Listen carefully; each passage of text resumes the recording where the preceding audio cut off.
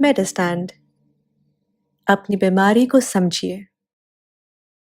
السلام علیکم خواتین حضرات، پروفیسر عزیز الرحمان میڈسٹینڈ اپنی بیماری کو سمجھیے کی طرف سے۔ کیا یہ پی یو او یہ ہمیشہ سیریس ہوتا ہے؟ نہیں، ایسا نہیں۔ اگرچہ پی یو او کی جب آپ کازز دیکھتے ہیں تو بہت ہی زیادہ ہیں، ڈزنز نہیں، ہنڈرڈز بھی نہیں، شاید تھاؤزنڈز ہیں، چونکہ بہت ساری بیماریاں ایسی ہیں جو کہ جن کی علامت پی یو او کی صورت میں، بخار کی صورت میں ہو سکتی ہے۔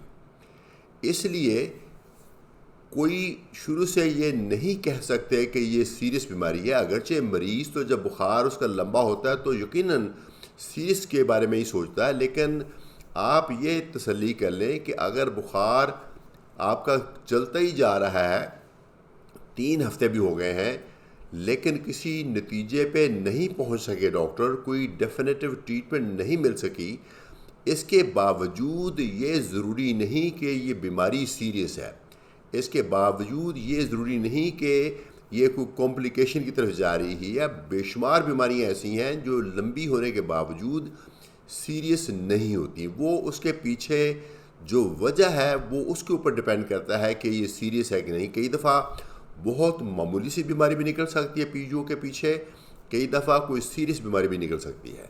پی یو بیسیکلی بیماری نہیں، ایک علامت ہے، اور اس علامت کے پیچھے کوئی بھی سمٹم نکل سکتی، تو آپ نے خالی پی یو کے لیول سے پریشان نہیں ہونا، آپ نے آپ کے ڈاکٹر کے ساتھ تعاون کرنا ہے، تاکہ ویٹ کرنے میں یہ فائدہ ہے کہ غیر ضروری میڈیکیشن اور غیر ضروری انویسٹیگیشن سے آپ بچ جائیں گے۔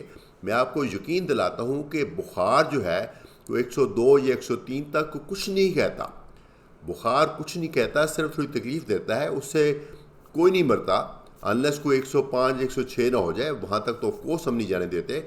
لیکن اگر بخار پرولونگ ہو رہا ہے تو آپ بے صبر مت ہوں، ڈاکٹر کے تعاون کے ساتھ آگے چلیں، تو ممکن ہے کہ لمبے چوڑے ٹیسٹوں کے بغیر ہی، لمبی چوڑی دوائی کے بغیر ہی خود سے ہی ٹھیک ہو جائیں آپ۔ پی یو ایسی بھی بیماری کہ اس میں خود بھی ٹھیک ہو جاتے ہیں۔ تو اس سوال جو تھا کہ کیا یہ ہمیشہ سیریس ہوتا ہے، نہیں، ایسا نہیں ہے، کئی دفعہ یہ بالکل معمولی سی بیماری بھی اس کے اندر نکل آتی ہے۔